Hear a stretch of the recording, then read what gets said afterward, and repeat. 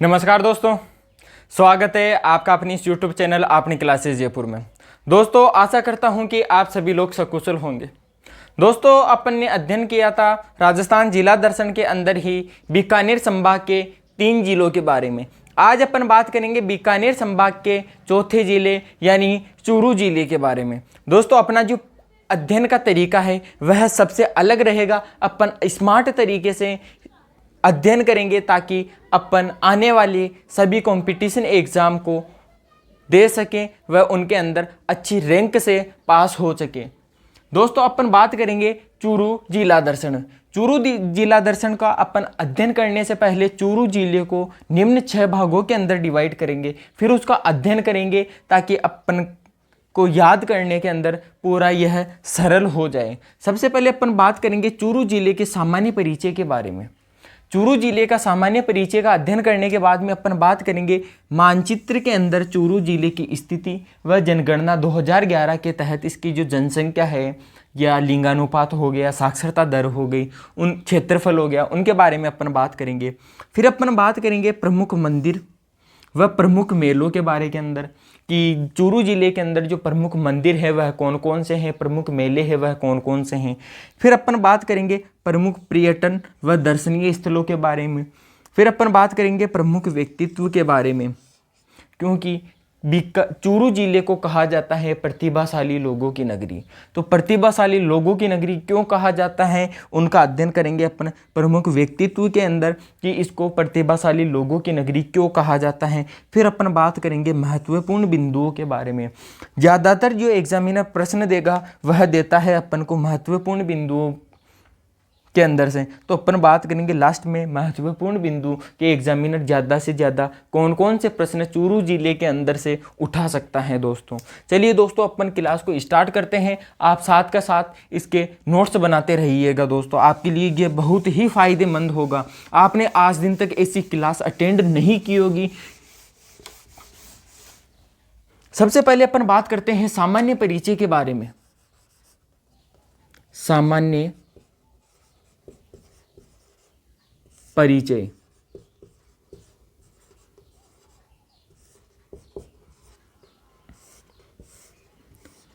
दोस्तों, अगर अपन बात करें सामान्य परिचय के बारे में तो सामान्य परिचय के अंदर सबसे पहले बात आती है कि चूरू को किसने बसाया। चूरू को किसने बसाया यानी इसके संस्थापक कौन है।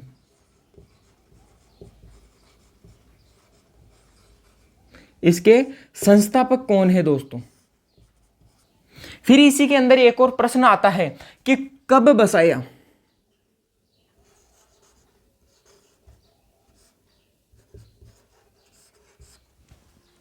पहला प्रश्न आया उठ करके कि इसके संस्थापक कौन है। तो दोस्तों, ध्यान रखना, इसके जो संस्थापक हैं उनका नाम है चूहड़ा जाट। चूहड़ा जाट। और चूहड़ा जाट ने कब बसाया तो ध्यान रखना दोस्तों, 1620 ईस्वी में चूरू को बसाया था। दोस्तों, चूरू शहर को बसाया था। फिर अपन बात करें कि राजस्थान के एकीकरण से पूर्व तो जिले थे ही नहीं, यह एक राज्य हुआ करते थे। तो इसको जो जिले का दर्जा है वह कब मिला तो दोस्तों ध्यान रखना, 1 नवंबर 1956 को जिले का दर्जा प्राप्त हुआ। जिले का दर्जा प्राप्त हुआ। कब हुआ जिले का दर्जा प्राप्त। वह हुआ था 1 नवंबर 1956 को। 1 नवंबर 1956 को। फिर अपन बात करते हैं चूरू जिले के उपनाम की कि इसे और किस नाम से जाना जाता है। तो दोस्तों ध्यान रखना, उपनाम।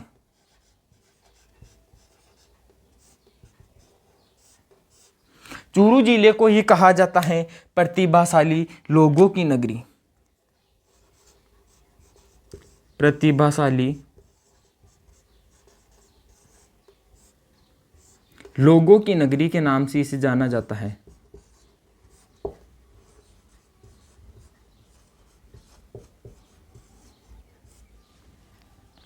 फिर अपन बात करें चूरू जिले के शुभंकर की।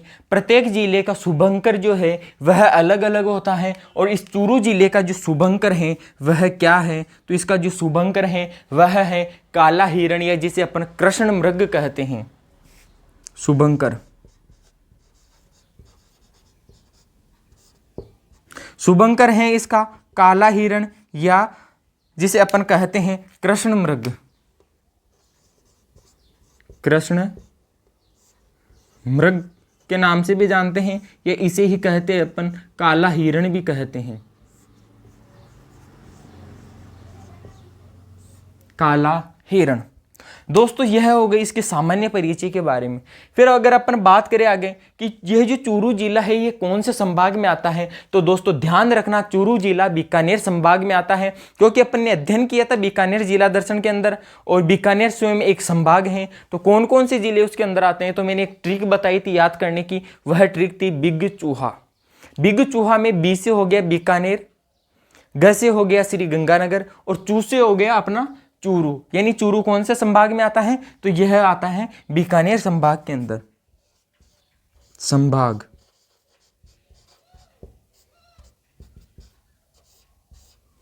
कौन सा है दोस्तों संभाग, तो ध्यान रखना दोस्तों यह आता है बीकानेर संभाग में।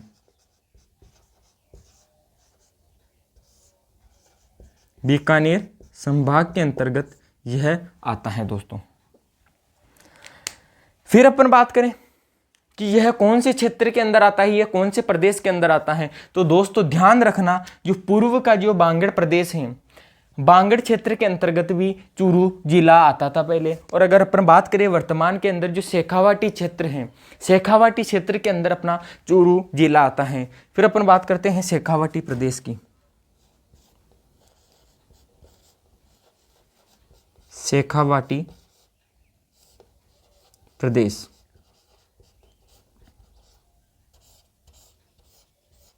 तो दोस्तों ध्यान रखना शेखावाटी प्रदेश के अंदर अपने प्रमुख 3 जिले आते हैं, और वह कौन कौन से हैं। सबसे पहला हो गया अपना चूरू जिला, फिर हो गया अपना सीकर जिला,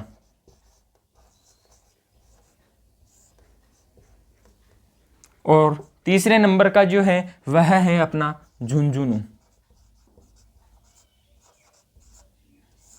यानी यह 3 जिले प्रमुख रूप से अपने जो वर्तमान शेखावाटी प्रदेश है उसके अंदर आते हैं। फिर अपन बात करते हैं शेखावाटी का नाम लेते हैं, यानी शेखावाटी प्रदेश का नाम लेते ही एक और अपने दिमाग में क्वेश्चन आता है, और वह आता है कि शेखावाटी जो महोत्सव है वह कब मनाया जाता है। तो दोस्तों ध्यान रखना शेखावाटी महोत्सव,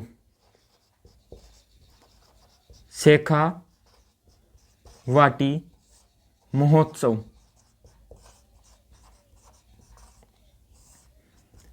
कब मनाया जाता है, तो दोस्तों ध्यान रखना फरवरी माह के अंदर। कब, फरवरी माह के अंदर शेखावाटी महोत्सव मनाया जाता है।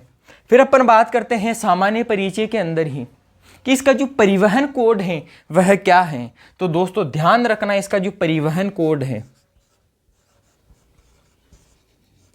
परिवहन कोड,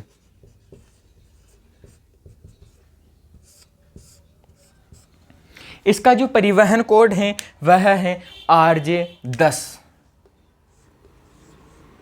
RJ10 है दोस्तों। परिवहन कोड अलग अलग जिले का अलग अलग होता है, और कई जिलों के अंदर RTO ऑफिस के अनुसार परिवहन कोड होता है। जैसे अपन जयपुर का है, शाहपुरा की अगर अपन बात करें तो 52 है। जयपुर का जो RTO है वह लगता है कितना, RJ14 भी लगता है, RJ45 भी लगता है। वैसे ही अपने चूरू जिले का जो RTO यानी परिवहन कोड की अगर अपन बात करें तो वह लगता है RJ10। संस्थापक हो गए चूहड़ा जाट, कब 1620 ईस्वी में बसाया। फिर अपन बात करें जिला कब बना, तो ये जिला बना था 1 नवंबर 1956 को, 1 नवंबर 1956 को। फिर अपन बात करते हैं उपनाम की, तो इसे कहते हैं प्रतिभाशाली लोगों की नगरी। शुभंकर, कृष्णमृग या काला हिरण। फिर अपन बात करें संभाग की, कौन से संभाग में आता है? बीकानेर संभाग में। और बीकानेर संभाग में अन्य कौन कौन से जिले आते हैं? तो वह आते हैं बिगचूहा यानी बीकानेर, चूरू, हनुमानगढ़ और श्रीगंगानगर। फिर अपन बात करें शेखावाटी प्रदेश की, तो शेखावाटी प्रदेश के अंदर भी अपना चूरू जिला आता है। और इसके अलावा कौन कौन से जिले आते हैं? तो वह आते हैं सीकर और झुंझुनू। फिर क्वेश्चन उठता है यहीं से कि शेखावाटी महोत्सव कब मनाया जाता है? तो यह मनाया जाता है फरवरी माह के अंदर। फिर आगे प्रश्न उठता है कि परिवहन कोड क्या है? तो वह परिवहन कोड है इसका RJ10। और एक और दोस्तों ध्यान रखना, यह जो आता था पूर्व में, यह आता था बांगड़ प्रदेश में, बांगड़ प्रदेश में। अगर अपन बात करें बांगड़ प्रदेश की, तो बांगड़ प्रदेश के अंदर कौन कौन से जिले आते हैं? तो दोस्तों ध्यान रखना, मुख्य रूप से 4 जिले आते हैं। सबसे पहले अपन बात करें अपना चूरू जिला आ गया, फिर आ गया अपना सीकर, सीकर के साथ में आ गया नागौर, और एक आ गया अपना झुंझुनू जिला।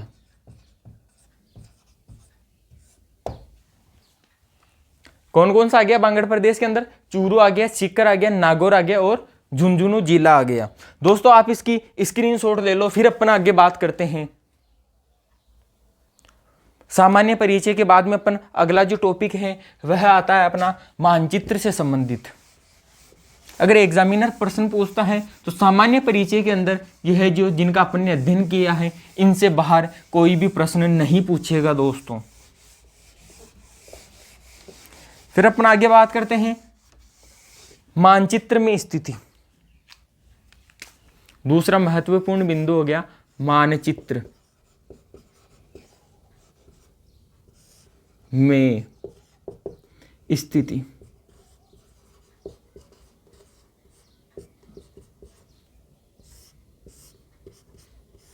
अगर मानचित्र से संबंधित अगर कोई प्रश्न आता है तो वह सबसे पहले प्रश्न बनेगा, वह बनेगा विस्तार से संबंधित।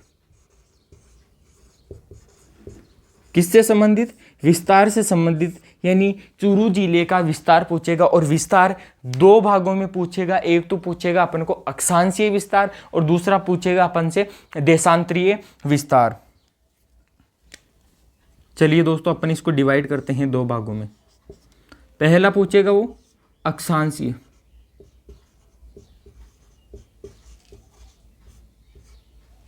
और दूसरा जो पूछेगा वह पूछेगा अपन से देशांतरीय।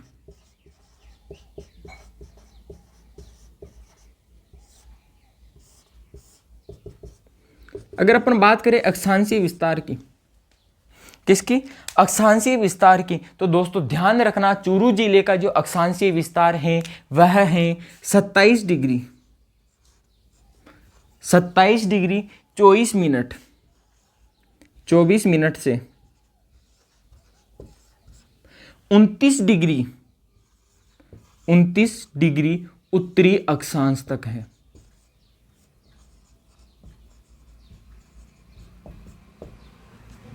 कितना है? 27 डिग्री 24 मिनट उत्तरी अक्षांश से 29 डिग्री उत्तरी अक्षांश तक चूरू जिले का अक्षांशीय विस्तार है। फिर अपन बात करते हैं देशांतरीय विस्तार की। तो इसका जो देशांतरीय विस्तार है वह है दोस्तों 73 डिग्री 44 मिनट से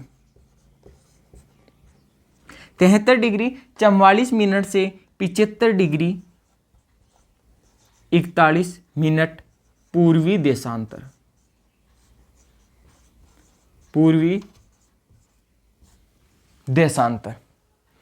फिर आगे बात करते हैं मानचित्र से संबंधित जो सेकंड प्रश्न उठेगा वह उठेगा कि इसका क्षेत्रफल कितना है। मानचित्र में इसकी जो स्थिति है यह तो यह हो गई। अगर अपन बात करें इसके क्षेत्रफल की तो इसका जो क्षेत्रफल है वह है दोस्तों 16,830 क्षेत्रफल। कितना है दोस्तों इसका क्षेत्रफल? इसका क्षेत्रफल है 16,830 किलोमीटर, 16,830 वर्ग किलोमीटर। फिर आगे यहीं से एक और प्रश्न उठता है, किसमें? क्षेत्रफल के अंदर से ही। भाई यह जो चूरू जिला है ये कौन से राज्य में है? राजस्थान में।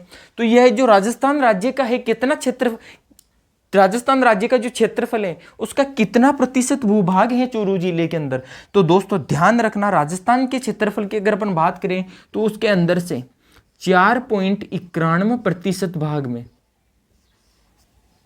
4.91% भूभाग का हिस्सा है।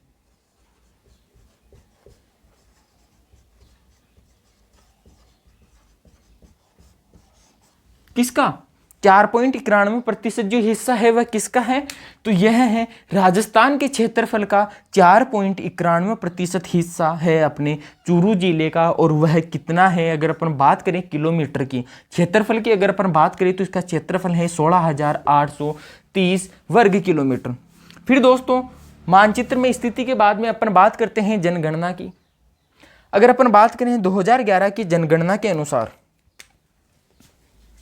2011 की जनगणना के अनुसार अगर अपन बात करें इसकी साक्षरता दर की,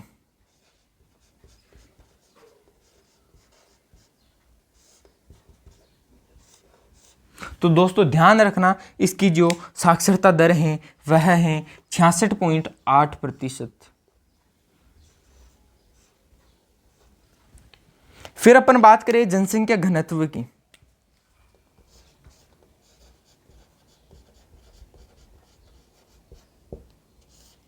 जनसंख्या घनत्व या जिसे अपन बोलते हैं जनघनत्व। तो दोस्तों ध्यान रखना इसका जो जनघनत्व है वह है 147 व्यक्ति प्रति वर्ग किलोमीटर, प्रति वर्ग किलोमीटर। दोस्तों यह हो गई अपनी मानचित्र से संबंधित पूछे जाने वाली महत्वपूर्ण जानकारी। दोस्तों आप इसकी स्क्रीनशॉट ले लो। फिर अपन बात करते हैं आगे। दोस्तों इसमें एक और चीज लिख लेना, वह है लिंगानुपात। साक्षरता पूछी जाती है, जनसंख्या घनत्व पूछा जाता है और एक और महत्वपूर्ण चीज है वह है अपने लिंगानुपात, कि चूरू जिले का जो लिंगानुपात है वह कितना है। तो दोस्तों ध्यान रखना इसका लिंगानुपात है 940। कितना है? 940 है दोस्तों, यानी 1000 पुरुषों के ऊपर अगर अपन स्त्रियों की संख्या ज्ञात करें तो वह निकल कर आई है 2000 जनगणना 2011 के अनुसार वह निकल कर के आई है 940 स्त्रियां प्रति 1000 पुरुषों पर। फिर दोस्तों अपन आगे बात करते हैं इसी की।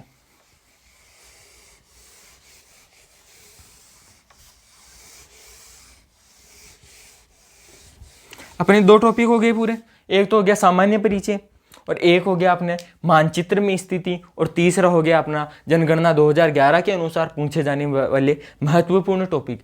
फिर अपन बात करते हैं चूरू की ही। चूरू के अंदर अपन बात करते हैं प्रमुख मंदिर। किसकी? प्रमुख मंदिर।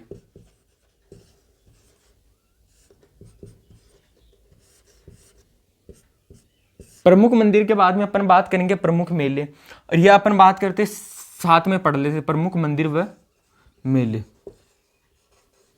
क्योंकि जो मेले होते हैं वह मंदिर में ही तो लगते हैं, इसलिए अपन साथ में अध्ययन कर लेंगे। तो दोस्तों ध्यान रखना प्रमुख मंदिर के अंदर अपन बात करेंगे सबसे पहले सालासर की। किसकी? सालासर मंदिर।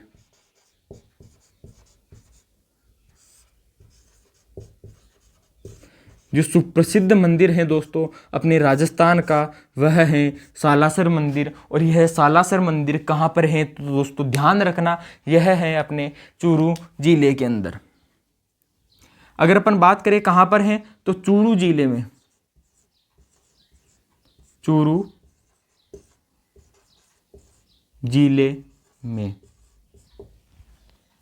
चूरू जिले के अंदर एक तहसील है, उसका नाम है सुजानगढ़ तहसील। सुजानगढ़ तहसील के सालासर गांव के अंदर। कौन से गांव में? सालासर गांव में। सालासर गांव में। यह हो गई सबसे पहले इसकी बात कि यह सालासर का जो मंदिर है अपने हनुमान जी महाराज का, यह कहाँ पर है? तो चूरू जिले के अंदर सुजानगढ़ तहसील के एक गांव है, उसका नाम है सालासर, और उसी के अंदर सालासर मंदिर बना हुआ है अपने हनुमान जी महाराज का। फिर अपन बात करें इसकी स्थापना की। क्या बात करें? स्थापना। किसकी स्थापना है वह कब हुई थी?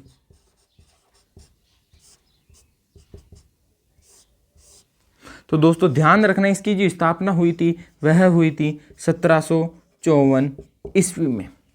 दोस्तों कहा जाता है कि एक मोहनदास नामक व्यक्ति थे जो खेत के अंदर हल चला रहे थे। उसी टाइम उनको बालाजी महाराज की मूर्ति मिली, और वह एकमात्र अपने भारत की, अगर अपन बात करें बालाजी की, तो एकमात्र ऐसी मूर्ति हैं जिसके अपने तिलक लगा हुआ है और मूछें बनी हुई है। कौन सी? तिलक और मूछों वाली मूर्ति प्राप्त हुई थी। किसको? मोहनदास जी को, श्री मोहनदास जी।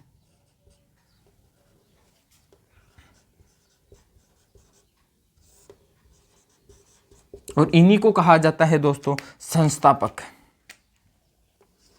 क्या कहा जाता है? संस्थापक।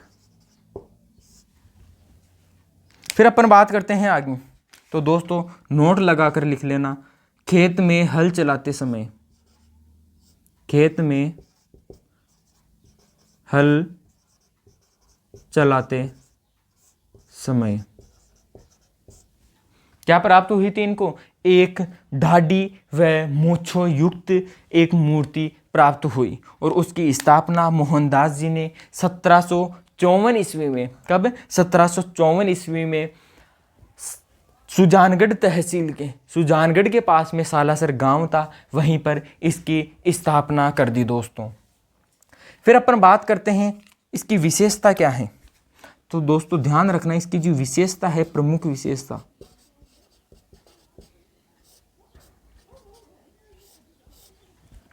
यह है भारत में एकमात्र,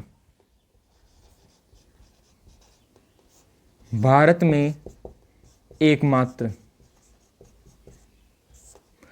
बालाजी का धाड़ी मूंछ वाला मंदिर। कौन सा? धाड़ी व मूंछ वाला मंदिर।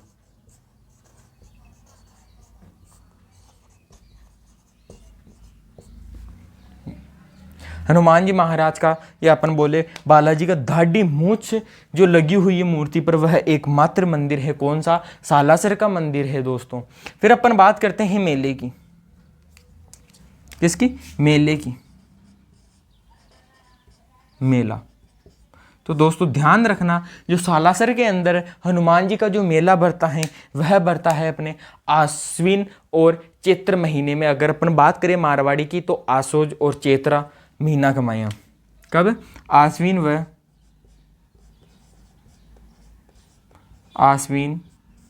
व चैत्र माह के की पूर्णिमा को।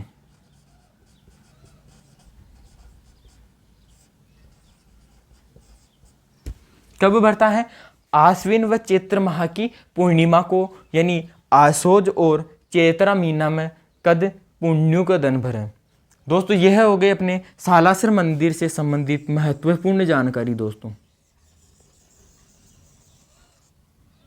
सालासर में जो मूर्ति लगी हुई है वह भारत की एकमात्र ऐसी मूर्ति है जिसके ऊपर हनुमान जी के धाड़ी व मूछें लगी हुई है और तिलक भी लगा हुआ है।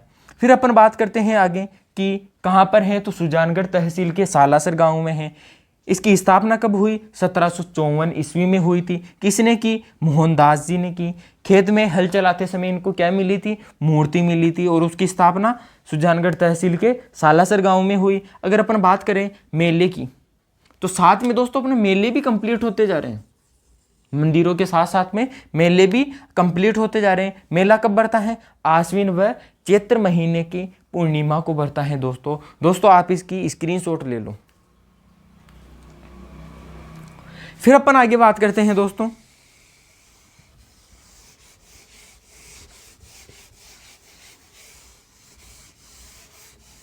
सालासर के मंदिर के बाद में एक और प्रमुख मंदिर आता है इसका। बालाजी महाराज का एक और मंदिर है और उसका नाम है तिरुपति।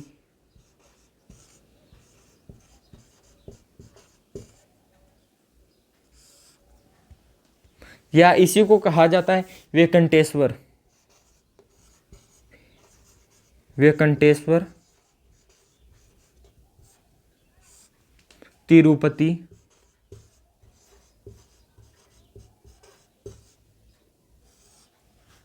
बालाजी मंदिर, वेंकटेश्वर तिरुपति मंदिर।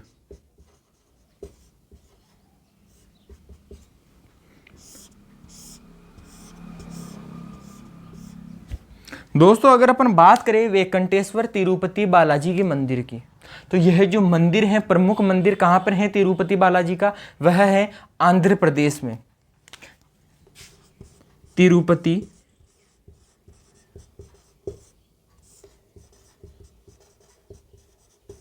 बालाजी का प्रमुख मंदिर। तो दोस्तों ध्यान रखना, वह मंदिर है आंध्र प्रदेश में। कहां पर है? आंध्र प्रदेश में है दोस्तों। और आंध्र प्रदेश में जो तिरुपति बालाजी का मंदिर है, उसकी हूबहू, उसका जैसा हूबहू मंदिर कहां पर बनाया गया? अपने राजस्थान के चूरू जिले के अंदर। दोस्तों अगर अपन बात करें कब बनाया गया, तो दोस्तों ध्यान रखना सन 1994 ईस्वी में, सन 1994 में बनाया गया। कब बनाया गया? सन 1994 में बनाया गया। किसने बनवाया? संस्थापक कौन है दोस्तों इसके? तो दोस्तों ध्यान रखना, यह जो मंदिर है वह बनाया गया था वेंकटेश्वर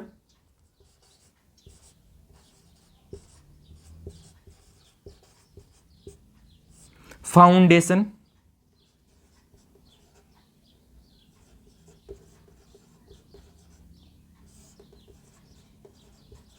ट्रस्ट की सहायता से। किसने बनाया? वेंकटेश्वर फाउंडेशन ट्रस्ट ने इस मंदिर का निर्माण किया था। कब किया था? और वह किया था 1994 में। और दोस्तों ध्यान रखना, यह जो मंदिर है यह वेंकटाचार्य व नागार्जुन की देखरेख में बना। डॉक्टर वेंकटाचार्य व नागार्जुन की देखरेख में।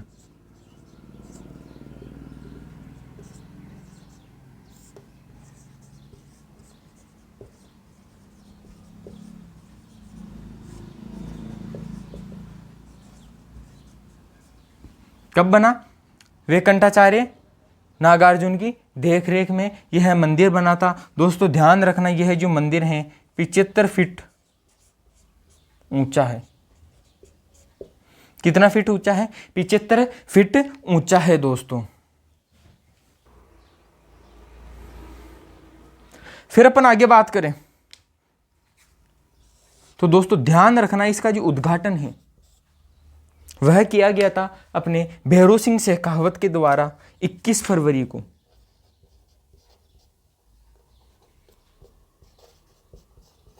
उद्घाटन कब किया गया दोस्तों? दोस्तों ध्यान रखना, 21 फरवरी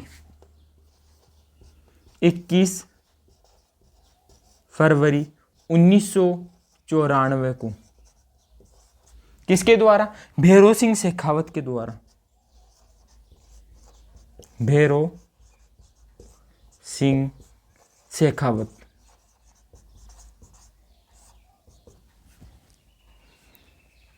किसने किया? भैरों सिंह शेखावत ने। कब? 1994 के अंदर। दोस्तों यह हो गई अपने वेंकटेश्वर तिरुपति बालाजी की महत्वपूर्ण बातें। दोस्तों आप इसकी स्क्रीनशॉट ले लो। दोस्तों फिर अपन आगे बात करते हैं, चूरू जिले में ही एक गांव है, उसका नाम है ददरेवा। ददरेवा। दोस्तों यह जो ददरेवा है, यहाँ पर राजस्थान के प्रमुख लोक देवता गोगाजी महाराज का जन्म हुआ था। और यहीं पर गोगाजी महाराज का महमूद गजनवी के साथ में युद्ध हुआ और यहाँ पर गोगाजी महाराज का जो शीश है वह कटकर गिर गया था और उसी स्थान को कहा जाता है शीर्ष मेडी या सिद्ध मेडी। ददरेवा में क्या है? शीर्ष मेडी, शीर्ष मेडी या इसे ही कहते हैं सिद्ध मेडी। सिद्ध मेडी भी इसे कहा जाता है दोस्तों।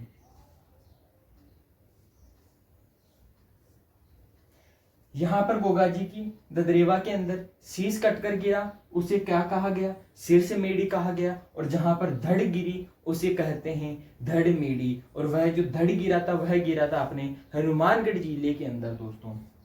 ददरेवा ये क्या है? गोगाजी का जन्म स्थान, गोगाजी का जन्म स्थान।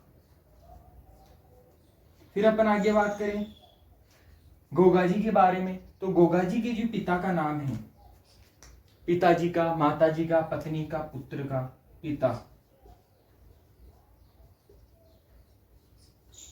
इनके पिता का नाम है जेवर, माता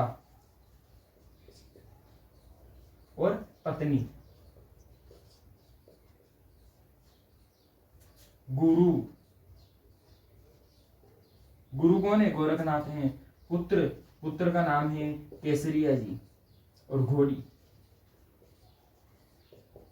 दोस्तों इन 6 चीजों का ध्यान रखना, इनकी पिता, माता, पत्नी, गुरु, पुत्र और घोड़ी कौन कौन थे। तो पिता का नाम है जेवर, माता का नाम है माता बाछल, और इनकी जो पत्नी का नाम है वह है केमल दे।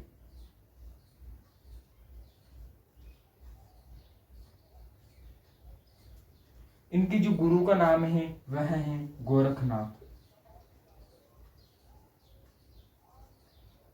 क्या नाम है दोस्तों? गोरखनाथ। और पुत्र, पुत्र हैं केसरिया जी। और घोड़ी जो है वह है इनकी नीली घोड़ी। और दोस्तों इनकी जो घोड़ी है उसको कहा जाता है गोगा बक्का। क्या कहा जाता है? गोगा बक्का कहा जाता है दोस्तों। क्या कहते हैं घोड़ी को? घोड़ी को ध्यान रखना दोस्तों, गोगा बक्का के नाम से जाना जाता है दोस्तों। दोस्तों जो गोगाजी महाराज हैं उनका युद्ध हुआ था किसके साथ में? महमूद गजनवी के साथ में।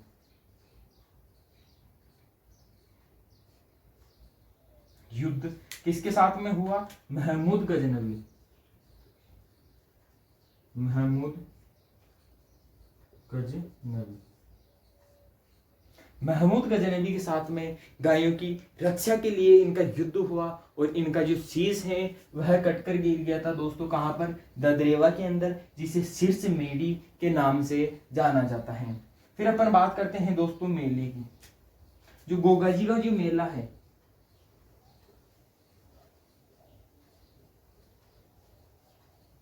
यह लगता है अपने भाद्रपद महीने में। भाद्रपद की कृष्ण नवमी को, भाद्रपद की कृष्णा नवमी को। और दोस्तों ध्यान रखना, भाद्रपद की जो कृष्ण नवमी है उसे कहा जाता है गोगा नवमी, गोगा नवमी। दोस्तों जो एग्जामिनर है जो अपन को ऑप्शन देगा वो अपन को घुमा फिरा कर देगा, वह पूछेगा कि गोगा नवमी कब आती है। तो अधिकांश जो बच्चे हैं वह कंफ्यूज हो जाते हैं कि गोगा नवमी तो खुद ही गोगा नवमी है। नहीं दोस्तों, यह जो गोगा नवमी है कौन सी नवमी को कहा जाता है? यानी गोगा नवमी कौन सी नवमी को कहते हैं? तो दोस्तों ध्यान रखना, कृष्ण नवमी। और कौन से महीने की? भाद्रपद महीने की कृष्ण नवमी को। और दोस्तों इसी नवमी को गोगा जी को राखी चढ़ाई जाती है और उसे क्या कहते हैं? गोगा राखी कहते हैं। क्या कहते हैं? गोगा राखी कहते हैं। और हल चलाने वाले हाली के, हल चलाते समय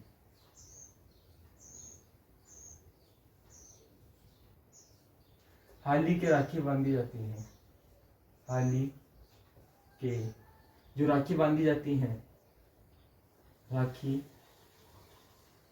बांधी जाती है।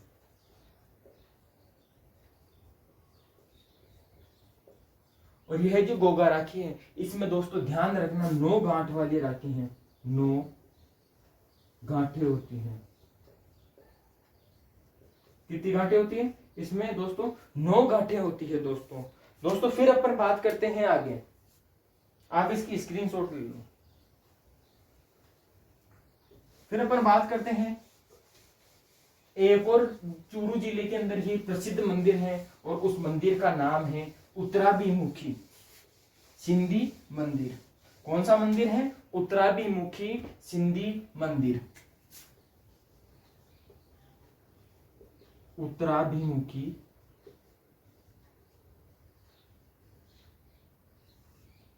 सिंधी मंदिर।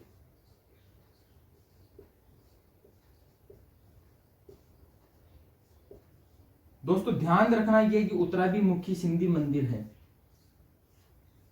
यह जो उत्तराभिमुखी सिंधी मंदिर है इसी का एक है उपनाम है, उपनाम। और वह जो उपनाम है इसको जाना जाता है सागर सिंधी मंदिर के नाम से भी, सागर सिंधी मंदिर। किस नाम से जाना जाता है? सागर सिंधी मंदिर के नाम से भी जाना जाता है। और दोस्तों ध्यान रखना यह जो मंदिर है यह प्रसिद्ध है कांच की जड़ाई के लिए, कांच की जड़ाई के लिए प्रसिद्ध है दोस्तों। किसके लिए प्रसिद्ध है? कांच की जड़ाई के लिए प्रसिद्ध है दोस्तों। धन्यवाद दोस्तों। अपने जितने भी आगे जो प्रमुख मेले हैं इसके बारे में, अन्य जो महत्वपूर्ण तथ्य हैं, प्रमुख पर्यटन स्थल हैं, उनका अध्ययन करेंगे अगली कक्षा के अंदर। दोस्तों इस वीडियो को ज़्यादा से ज़्यादा लाइक करें, शेयर करें, और आपको यह वीडियो कैसा लगा कमेंट करके अवश्य बताएं दोस्तों।